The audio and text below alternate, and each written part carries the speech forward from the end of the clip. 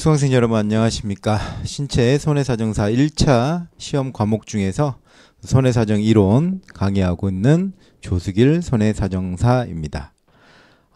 손해사정 이론 먼저 수업 들어가기 전에 이제 우리 손해사정 이론이란 무엇인가에 대해서 좀 알아보도록 하겠습니다.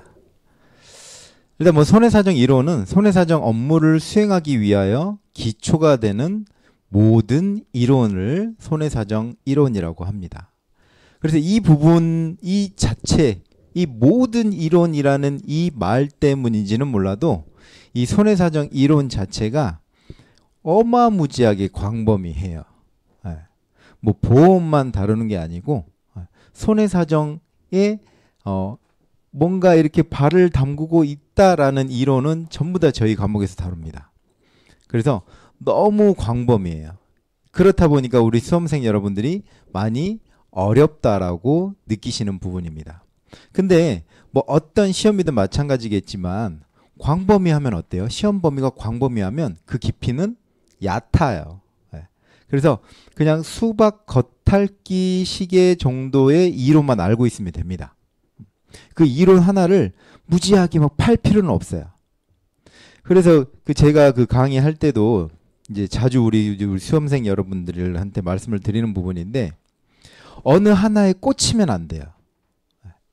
우리 신체 손해사정사 모든 과목이 그렇습니다.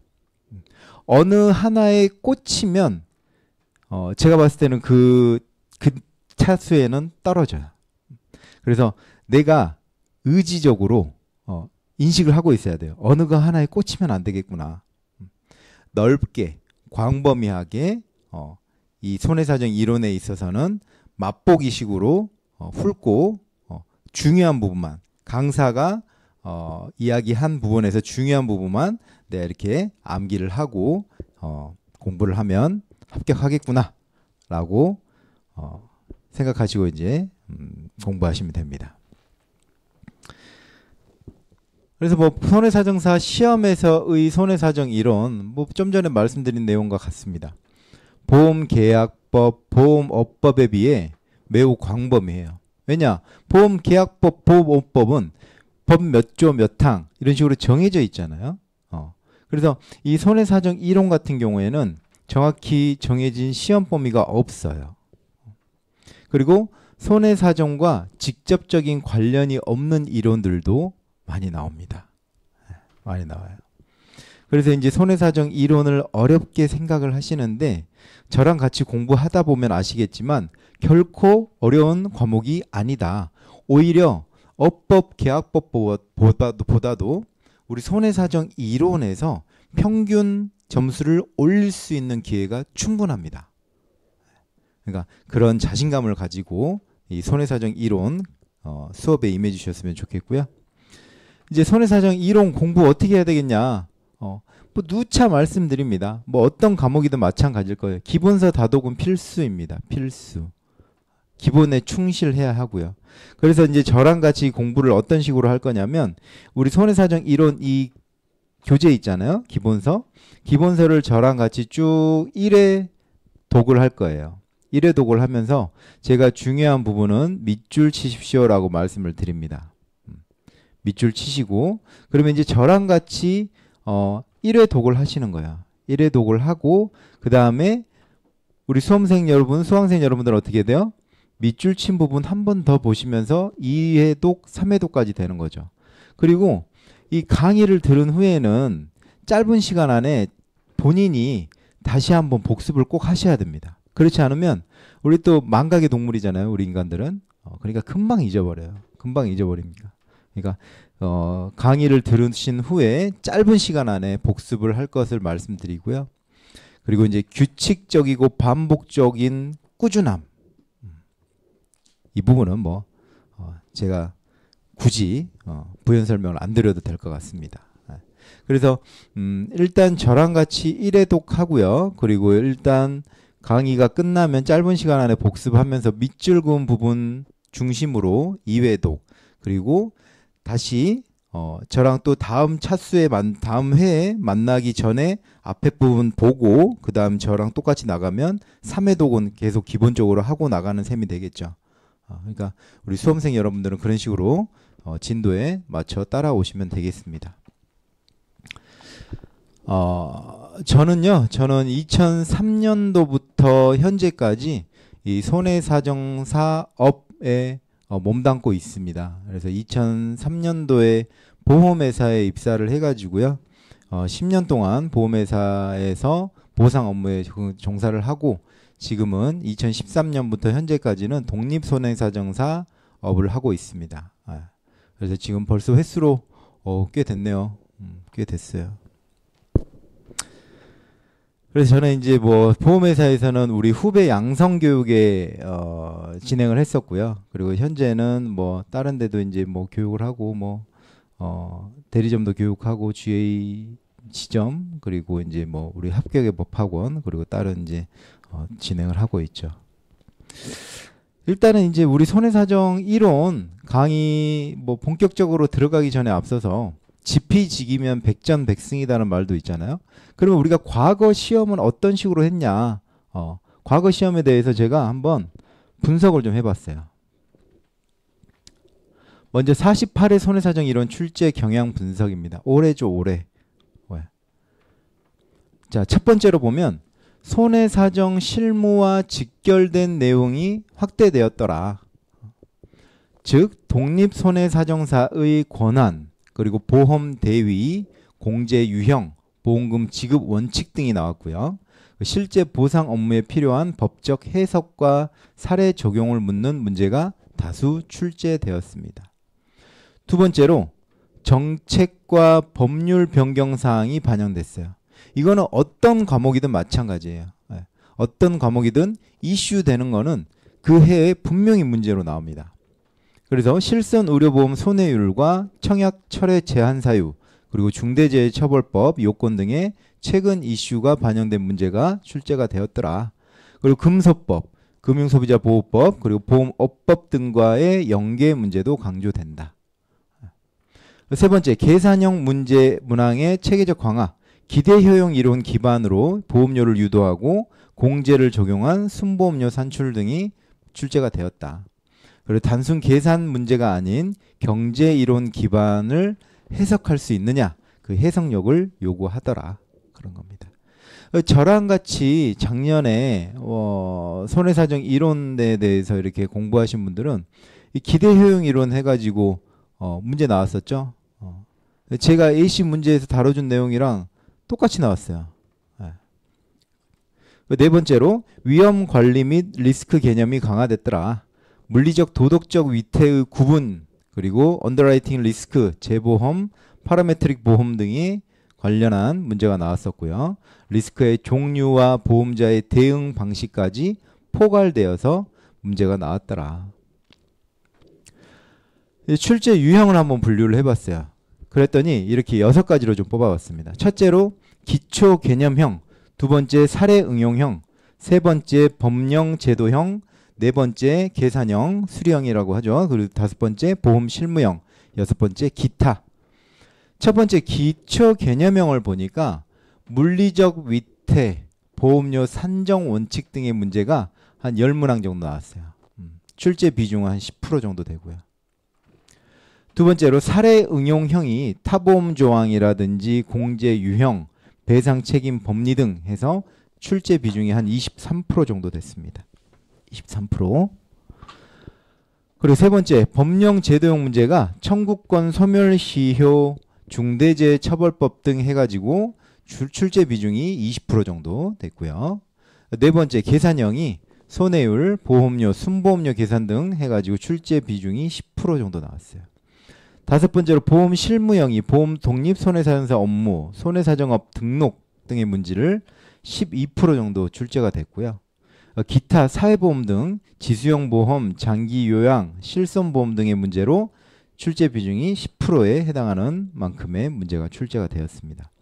제가 손해사정 이론 수업할 때마다 말씀을 드리는 건데 우리가 목표 점수가 100점이 아니잖아요.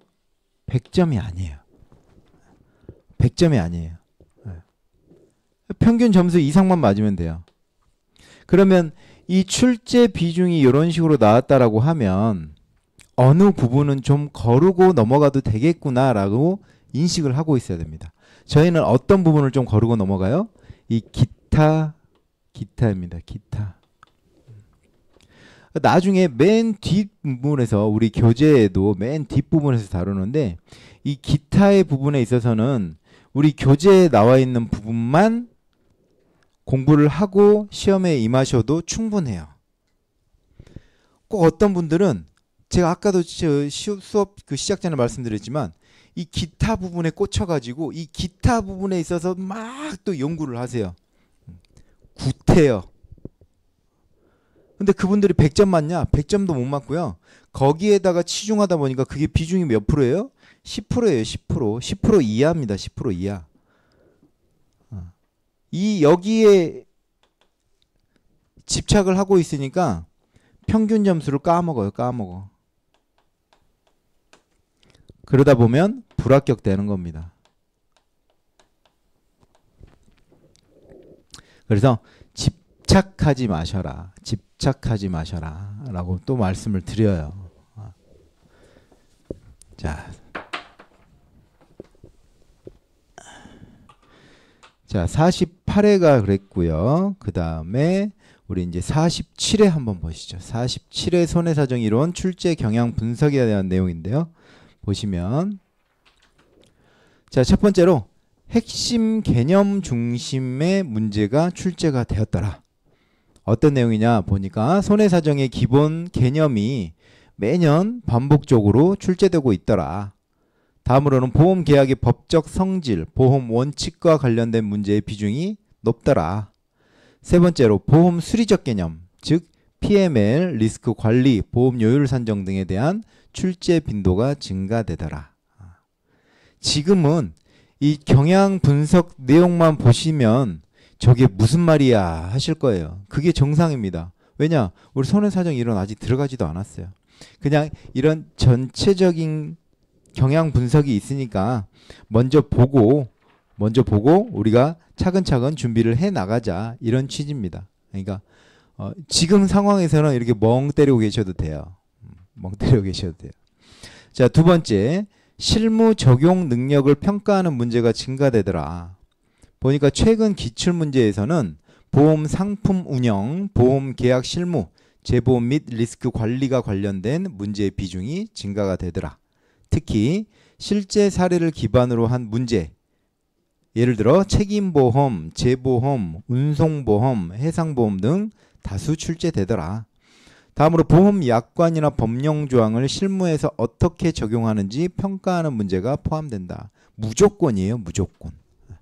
무조건 그 해에 아니면 최근에 이슈된 법령이라든가 뭐 이슈된 내용들은 무조건 문제 나옵니다. 다음에도 나와 있죠. 세 번째로 최신 보험법 및 규제 반영이 되더라. 보험업법, 국민연금, 산재, 산업재해보험 등 최근 개정된 법률을 반영한 문제가 출제되더라. 손해보험회사의 재무 건전성, 보험 요율 산정, 보험회사 자산 운용 원칙 등 보험업 관련 규제 준수와 관련된 문제가 다수 비중이 증가가 되더라.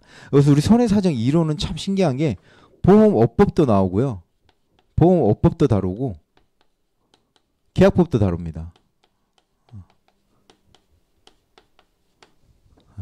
나중에는 근로기준법도 나오고요. 뒤에 쪽에. 산재 관련한 산재보험업법도 다룹니다. 어마무지하죠. 자꾸 이런 거 겁만 들이는 것 같은데 아까도 말씀드렸지만 뭐예요? 광범위하니까 그 깊이는 어떻다? 낮다, 얕다. 네 번째로 계산 문제 출제 항상 됩니다. 항상. 보험료 산정, 보험금 계산, 재보험 계약 적용, 손해율 적용 등 실제 수치를 활용한 문제가 출제되는데 이 빈도가 어떻다? 증가되고 있더라. 보험 수리 개념을 정확히 이해해야 해결 가능한 문제가 포함된다라는 겁니다. 47회 문제 보니까 출제 단원을 보니까 이런 식으로 되었어요. 위험과 보험 이론이라는 단원에서 15%에서 20% 정도 출제가 됐고요. 보험계약 일반에서 15에서 18%, 손해사정 이론 기초 개념에서 15%, 책임보험에서 10에서 12%, 자동차 보험 20에서 25%, 기타 재보험 산재 등 언제요? 10에서 15% 정도 나오더라. 자, 다음 이제 또 과거로 돌아가서 46회입니다. 제 46회 손해사정 이론 출제 경향을 분석을 해보니까 첫 번째로 기본 보험 이론에 대해서 많이 나오더라. 보험 원리, 보험 계약, 보험금 지급 기준 등에 대해서 나왔고 출제 비율이 약 30%에 해당하더라. 특징으로 보험의 기본 원칙, 즉 실손 보상 원칙, 타보험 조항, 보험자 대위, 피보험 이익 원칙 등에 대한 이해를 요구하는 문제들이 다수 출제됐더라. 두 번째로 보험 상품 및 손해보험 관련 내용, 즉 재보험, 손해사정, 보험금 지급 원칙 등이 출제가 되던데 이 출제 비율은 약 35%가 되더라.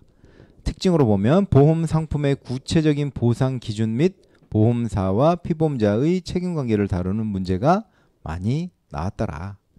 세 번째로 리스크 관리 및 보험 요율 산중, 출제 비율이 약 15%. 특징으로는 보험 위험 평가 및 요율 산정 관련 개념이 반복적으로 출제되더라. 네 번째, 사회보험 및 법률적 측면, 국민연금, 산업재해보험, 보험업법 등 출제 비율이 약 20%다. 특징으로는 법률과 관련된 문제들이 상당수 출제되고 있고 사회보험과 민영보험의 차이점 및 법적 책임관계를 묻는 문제가 많이 있더라.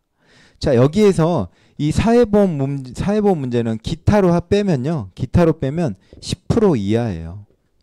여기 지금 재보험이라든가 보험업법 부분이 들어가 있어서 20%라고 경향 분석이 된 거고요. 10% 이하입니다. 46회 핵심 분석을 보니까 보험의 기본 원리에 대한 출제 비중이 예상보다 높게 출제가 되었어요. 46회 때는.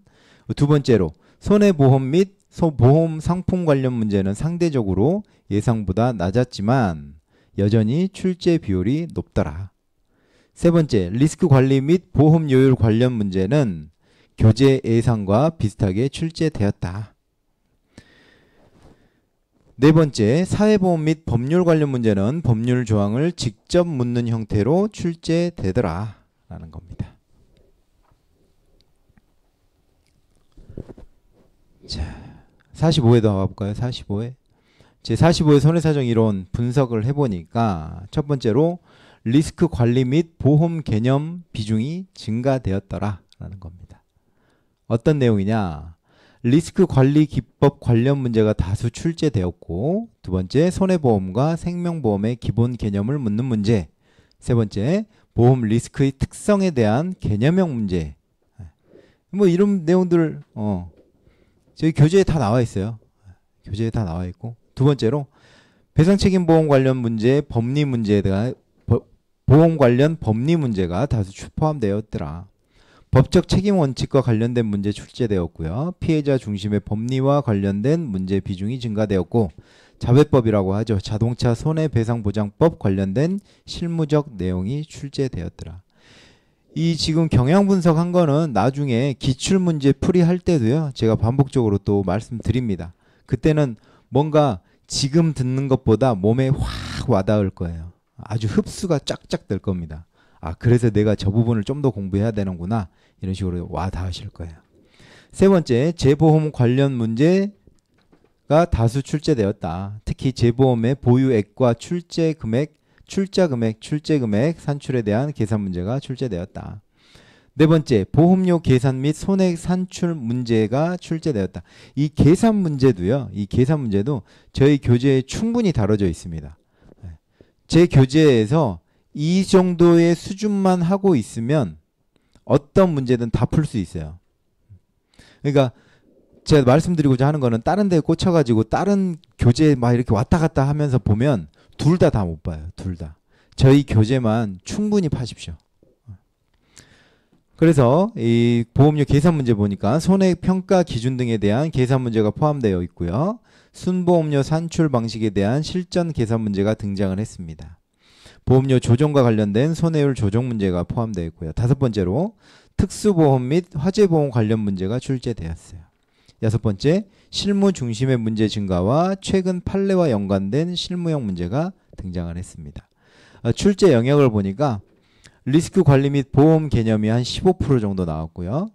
손해보험 및 배상책임보험 부분이 20%, 재보험 및 보험 계약 부분이 17.5%, 화재보험 및 특약보험이 12.5%, 자동차 보험 및 관련 법률이 15%, 배상책임 및 손해배상 법리가 12.5%, 보험 수리 및 보험료 계산이 7.5% 정도 됐다.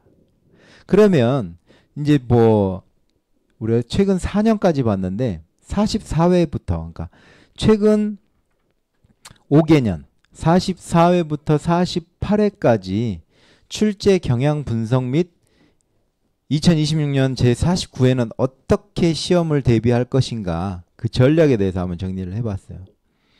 이제 특징으로 나눠가지고 한번 봐봤는데요. 44회 즉 2021년입니다. 이 특징을 보니까 코로나 시기 이후의 첫 시험이었어요.